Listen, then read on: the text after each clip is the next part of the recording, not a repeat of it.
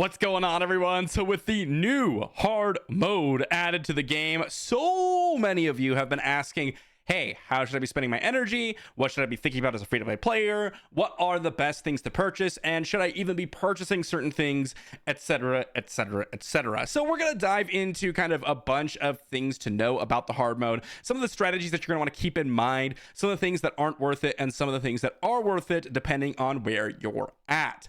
First off, let's talk about the hard mode itself and actually progressing the hard mode. One of the first things you'll come across is the ability to skip chapters. Now, I've already actually done it, so you won't be able to see it here, and I regret it. So one of the things with this is your ability to skip is going to be influenced by your combat power. The higher combat power that you have, the more chapters the game will give you as an opportunity to skip. What this means is when you hit this start button, you're going to give your account the ability to skip to whatever chapter the formula generates. I'm not exactly sure on the formula, but I know that with 10 billion combat power, I believe I was able to skip to stage 50. So just kind of take that as an example. However, this gives you a fixed rate of the reward. So if you've already done it, all right, similar to me, you're out of luck. But the rewards that you get from playing on each of these stages will give you a variable amount of the new currency, which of course I forget the name of off the top of my head. But that means that when you are playing the stages individually, and this is what the currency, I mean the specialization points, you will be able to go ahead and generate more currency than just playing through or skipping through the stages. Again, not a huge deal over the long run, but well, all the energy that you would have used, you could have just gotten a little bit more value from it. So that's the first thing. The second thing is, well, should you be spending a bunch of energy on these chapters versus maybe spending your energy on travel? This is the biggest question that I've heard so far. First things first, the only way to obtain these specialization materials is by actually engaging with the hard mode chapter, with the one exception. And I'll talk about that in just a moment. So the specialization, which is going to give you bonus stats, this is a pretty powerful tool, right? And as you can see here, I have quite a bit of resources overall, and I'm actually going to use them as we talk about some of the things in this video to get some bonus stats and progress down the tree. And as you can see, all these minor stats will matter a lot, but they do get more and more expensive as you go along. So it's something to keep in mind as, well, your ultimate goal will, for most builds here, is going to be, hey, I want to reach these later stages as far as possible. But you'll notice here, even on this one where I just progressed a little bit further, I'm trying to get to these later stages where I can get the dagger increasing and the combo increasing, which is what's going to be most relevant for my build. Well, it gets very expensive. I mean, I've already used basically all of my adventure books, and that's crazy to consider. So the bonuses you're getting here aren't insane. Now, granted, the bonuses you'll get from using the chapter resources, or rather the travel resources, isn't insane as well. But in the experience here, the actual progression you're getting from progressing the hard mode is going to be a lot less than the gold you would spend to progress your inheritance.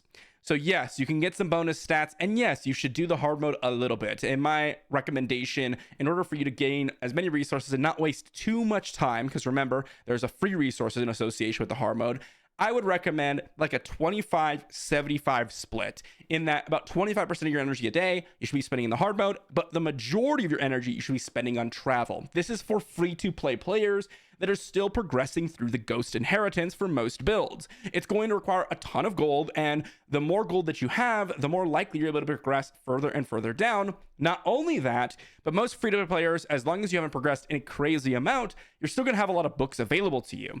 As your books start to dwindle down, the more you should be spending on hard mode, because yes, you can acquire books in the travel, but most of your books is going to be attained through other methods in the game, specifically for the various events that come along.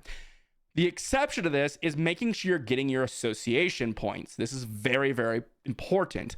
And that's one of the reasons why I still recommend you spend some energy in here, because it's going to give you a little bit of an easier time accumulating these association tokens.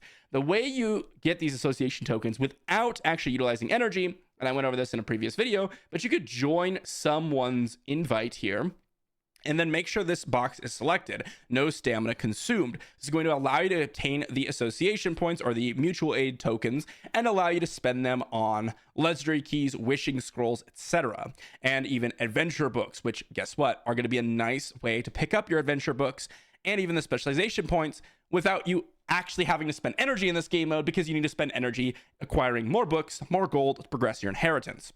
If you look here, you can acquire 5,000 mutual aid tokens. If you look at the shop here, that's going to allow you to pick up all of the adventure books that you can weekly and all of the specialization points that you can attain weekly if you wanted to progress your specialization system. The other option you have is to obtain 10 legendary keys weekly, which, to be honest, if you haven't had a mythic weapon, this is definitely one of the ones I would go for, and it's the one I'm going to be going for most likely. So this is going to be the main source of resources that you're going to get as a free-to-play player. This is what you want to focus on, not actually spending a bunch of energy in the hard mode. Now, there's one other thing about this to obtain specialization tokens, and that's actually from the black market shop, and whether or not it's actually worth it for you to pick this up. If you look at the black market shop, you'll notice 2 new additions in the specialization points for 12 million and 3.2 million gold. First off, never pick up the one for 12 million ever. If you literally just do the math here, this is basically about 40%, 30, 34, I haven't done the exact math, but about 30 to 40% more expensive than picking up one for 3.2 million. It would equate to, was it 7.2, 8.8 million to pick up the 2,500 specialization points that this is offering. So you're literally just getting a 3.2 million discount on your specialization points if you pick up the 1 purchase limit per day. This is a lot of gold as well. I would not recommend buying this, period. First reason is if I'm spending resources in travel to accumulate gold and I'm spending those on specialization points, depending on what chapter you're in, most of the time for free-to-play players, you're able to spend that energy in hard mode to get more value out of your energy than buying it from the specialization shop or the specialization points in the black market shop. So the goal here that you could earn, the 100 energy or oftentimes more that you have to spend to accumulate this gold in travel, you could have just spent in the hard mode itself to generate more specialization points as well as other resources applicable to that upgrade. I would basically never engage and purchase this whatsoever. Of course, still pick up the books. That's going to be a really big source of progression. Outside of that, are there any other things that you really want to think about? Well, one of the nice little tips with this, with the hard mode, especially if you want to conserve time, it's one of the things that I am really, really, really looking for, is making sure you're about 1.2 times the combat power when you're assisting people. If you look here, and this says it at the bottom, it's no secret, when your power is 1.2 times higher than your teammates, clearing the stage grants, and it doesn't actually finish the sentence, so I guess it is maybe a little bit of a secret, it is going to give you a little bit of additional tokens when you are completing your runs. So, and I believe the amount is, let's see here, 100 tokens. So you get the 50 from helping, but you also get 100 on top of that if you're higher combat power. And this allows people to progress further than they otherwise would be able to. So when you get events or when you're looking to help out players, you want to make sure that you're able to join in, if you have the option to, join in on ones that are significantly less combat power than you. So for me, if I'm looking at my combat power, I'm looking at about 11 billion. Let's just round up to 11 billion. I'm looking at, well, what is that?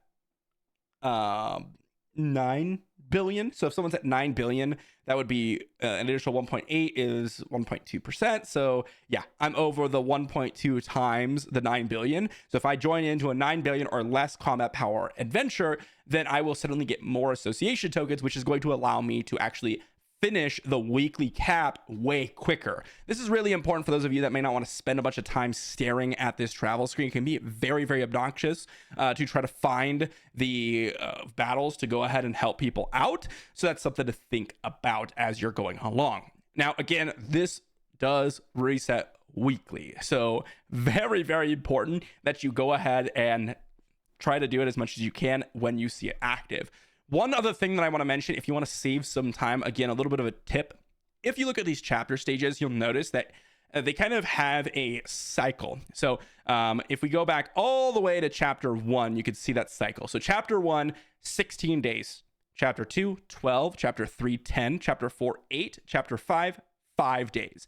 Guess what? It resets. Chapter 6, 16. 7, 12. 8, 10. 9, 8. 10, 5. So every every 5 stages is going to reset. In that 1, 6, 11 are all going to be day 16. 2, 7, 12 are all going to be day 12s, right? Day 12, day 12.